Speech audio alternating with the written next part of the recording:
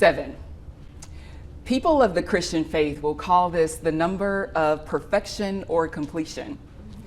For many, when they see the number 7 consecutively, it can represent extreme luck. And combined research tells us that 7 is the average number of seconds it takes to make a first impression. 7 seconds can easily become our greatest asset or our greatest foe when we're meeting someone new. But when managed correctly, those 7 seconds can open the door for a first impression to become a lasting one. Now, you might be wondering, why should the first 7 seconds of engagement mean so much to you? Well, here's the thing. Associations, assumptions, even judgments can be made, all with a first impression. Now, you also may be saying now, well, Tracy, that's a lot of pressure to put on me for 7 seconds. I know, it can be a lot of pressure for me too. See, 7 seconds in this infinite world can seem like nothing but a vapor. But I would venture to say that the journey to those 7 seconds is much longer and much more intentional than one might think. What if I told you that I believe that our ability to leverage the 7 seconds of a first impression and then turn it into a lasting one is directly tied to our emotional intelligence? In 1997, Salovey and Mayer defined emotional intelligence as our ability to perceive and integrate emotions to facilitate thought. It's also our ability to understand and regulate that emotion to promote personal growth. Or, in Tracy terms, we need to understand how we and others feel, use that understanding to check ourselves at times, and then leverage that understanding to connect more effectively with other people. See, emotional intelligence in all of its components now becomes the ink we need to design a first impression that lasts. So how do we do that? How do we ensure that the impression others have of us is the one we meant to leave behind? Well, I also believe that our journey to 7 seconds is successful when we take the components of emotional intelligence, empathy, accountability, and connection, and infuse them into the very design of our being. When we take these elements and integrate them into our daily thinking, our actions, and our engagement with others, we ink a lasting impression. So now, I hope I've done enough in at least 7 seconds for you to trust me to tell you how to get there. Because as I tell you the journeys of a little girl, a young woman, and a new leader, your journey to 7 seconds and a lasting impression begins now. In the 1980s, there was a little girl who would always ask the question of her family and friends, what's wrong? And even though she didn't know the reason behind this question, she could always feel when something was a little off kilter. There were times where this question would yield a simple response of nothing, everything's fine. And then there were times where this 2-word question would prompt a more heartfelt or unexpected response. Although she could sense that change in emotion, she didn't know what was causing it, but she felt like it was her duty to understand what caused the shift. This little girl didn't know it at the time, but she was beginning to sprout the first blooms of empathy. Empathy is traditionally defined as our understanding of other people's feelings. And in its purest form, empathy is not only about the understanding of those feelings, it's also about sharing those feelings and being able to respond more appropriately to them. However, in order for us to fully demonstrate empathy, we have to have an awareness of our own feelings first. Emotional awareness is a cornerstone of emotional intelligence. And it's something that we need in order for us to lead with empathy with others. So how do we get there? Well, first, we have to intentionally reflect on what we're feeling and why we're feeling it. We have to ask ourselves periodically, what am I feeling in this very moment? And why am I feeling it? I know that can be hard at times for us to really reflect and understand what we're feeling and then verbalize those feelings. And for some of us in this room, we really have no clue where to start. And if that's one of you, it's okay. After this talk, I have a whole wheel of emotions I'm going to give you. You can just point to it and you can figure it out. Being able to understand what we're feeling and the reason behind it allows us to practice that with other people. Let me give you an example. Let's use anger as a collective example. Think about the last time you were angry. Did you ever stop to ask yourself what led to that anger? Anger is a secondary emotion, and it's caused by something else that you're feeling within yourself. Could it have been embarrassment, hurt, disappointment? We have to ask ourselves the why in order for us to be more aware of where we are in the moment. Once we're able to do this for ourselves, we can move to step number 2, and that's to put this practice with other people. We have to practice identifying what other people are feeling and the reason behind it. I challenge you in the next conversation you have to ask yourself, what could this person be feeling in this very moment? Is it sorrow? Is it joy? Is it confusion? Is it excitement? And once you've identified that feeling, how can you respond more appropriately to it? See, understanding how we and others feel creates a micro moment for us to read the room. And we can adjust how we approach someone all in our first 7 seconds.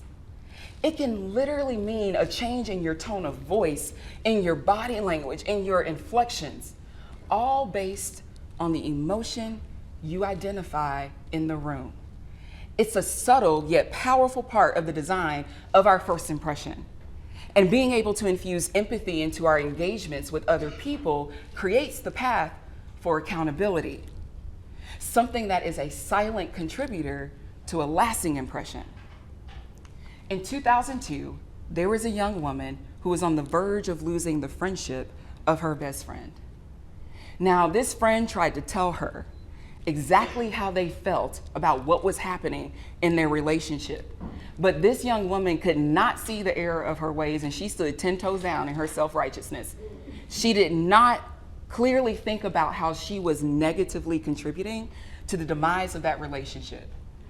Now, I wish I could tell you that she learned from her mistakes, but she didn't. And that friendship was never salvaged. See, the truth is, she failed to face any personal accountability. Accountability can be seen as a tool we use to see how objectives are met and goals are reached. But what about the measurement we use to assess this jumpstart and the sustainability of our relationships? Accountability in all its forms can be a powerful instigator of stronger relationships and deeper levels of communication and higher levels of trust. And even though it may take a little time to take root, there are 2 things we can do to start planting the seeds. First, we have to admit when we're wrong. Now, I know we like to think that we're perfect, but as humans, we are fallible beings. And trust me, I am the last person that likes to admit when I'm wrong. But I am thankful for the people and the experiences and the failures that have forced me to face that reality. In addition to admitting when we're wrong, we also have to ask ourselves this question: what's my role? See, in times of unmet expectations and disappointments, we like to point the finger at the other person.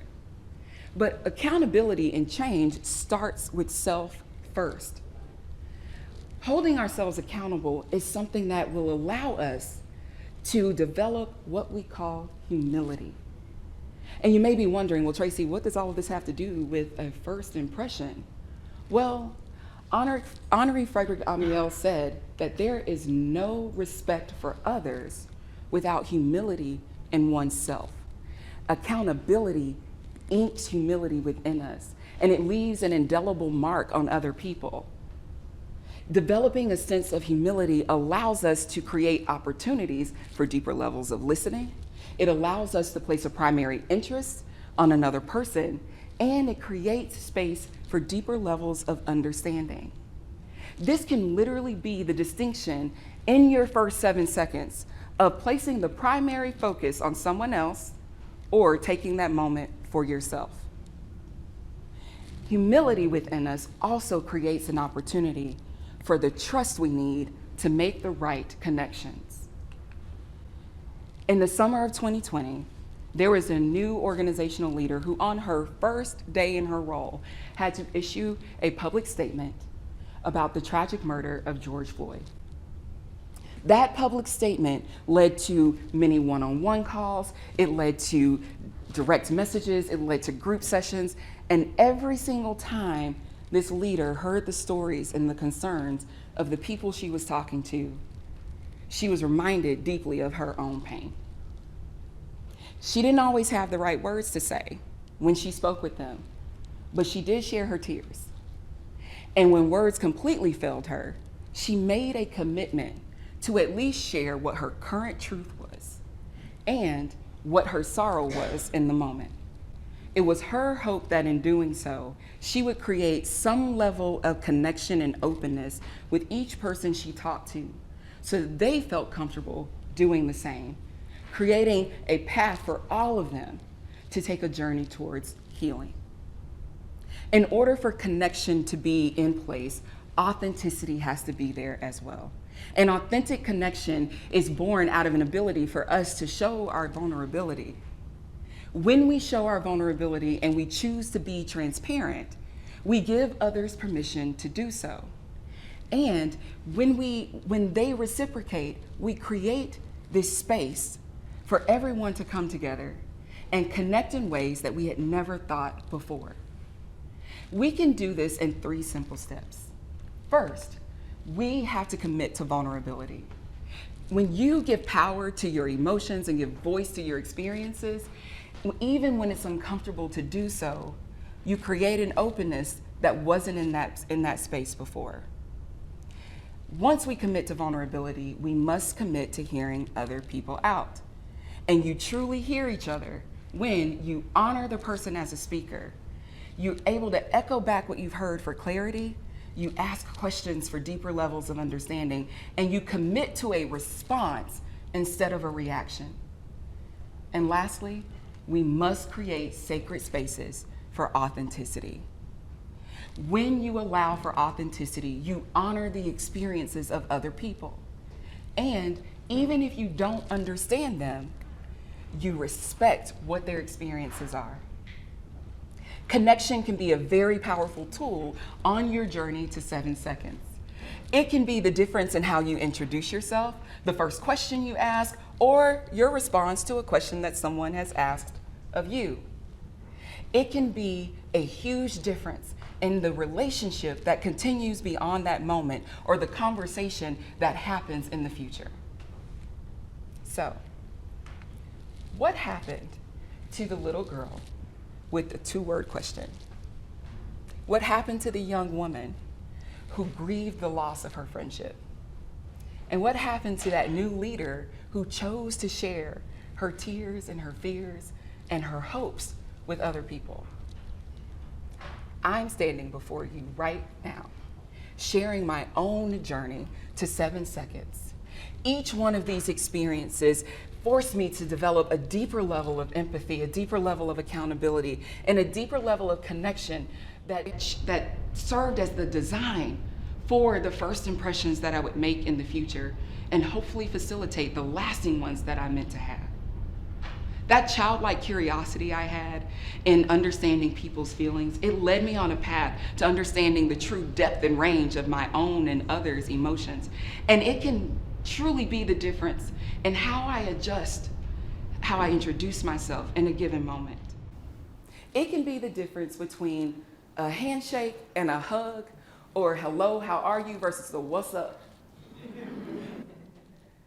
That heartbreaking loss of a friendship, I learned many valuable lessons there. And I learned that I'm not 100% right all the time, even though I like to think I'm right at least 85% of the time now. That was a gut-wrenching lesson for me. But I'm thankful for the biggest lesson of all, because it created a space for me now to approach people with a heart of understanding instead of a mind tilted towards persuasion. And sharing my pain with other people, okay, I'm gonna be honest with y'all, I am still processing that. Didn't happen not too long ago. However, one thing that I learned is that me opening myself up and stepping into a little bit of more vulnerability created an opportunity for all of those people I had conversations with to do the same. It created a level of connection we needed as a community to move forward towards a path of continued healing together.